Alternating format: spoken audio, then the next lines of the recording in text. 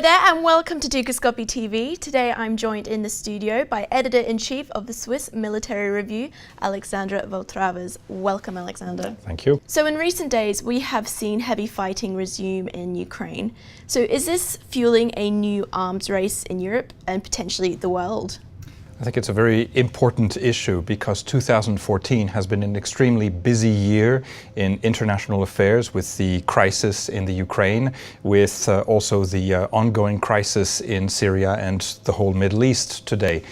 For the first time, we are seeing now a stop in the reductions in defense spending in the United States, but also in many other countries, and we're actually seeing those budgets starting to move upwards again. So in Europe, I would say the fall of the defense budgets has been halted. In many other countries, yes, we're hearing a lot of declarations from Japan, from North Korea, of course, but many Middle Eastern countries are now very worried at the situation, at what is happening. So the United States government had been reducing its budget, but is this still the case now with the crisis in Ukraine and Russia? Well, definitely there have been a lot of declarations by President Obama to appease the general public and to state that the defense spending in the United States would be lowered. Indeed, if you look at the curve of the percentage of US GDP devoted to defense, you're seeing this go down. But of course, the American GDP is actually growing very, very fast. So technically speaking, we're not seeing much of a decline in the spending, and definitely there's a lot of money that is no longer being invested in the military operations in Afghanistan, in Iraq, and other places, but definitely we're seeing a lot of re-equipment and modernization of this equipment that is taking place nowadays. And there's been a lot of publicity about the rise in spending in China and in Russia. So how is this money being spent?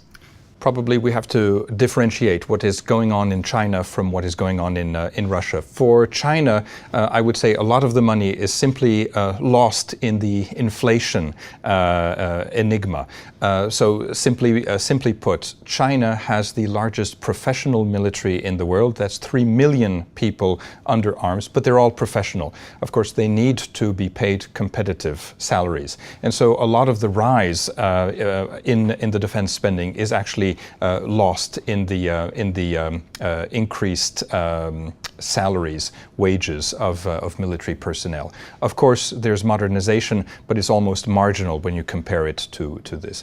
With regards to Russia, it's a very different situation. With the fall of the ruble, you could say the same thing about the Japanese currency. The declarations of a 20 or 30% increase in the defense spending in Russia just simply means that essentially the effectiveness of that spending is going to be essentially flat. The Russian armed forces are undergoing a very intensive modernization process since 2007.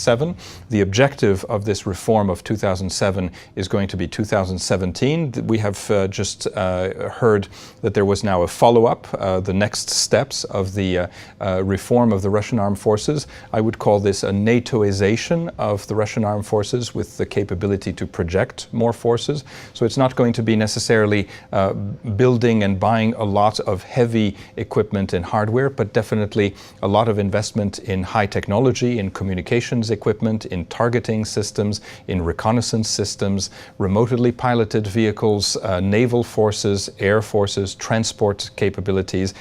In many ways, Russia is doing what NATO has been doing for the last 20 to 30 years. To put it briefly, what is the situation in Europe?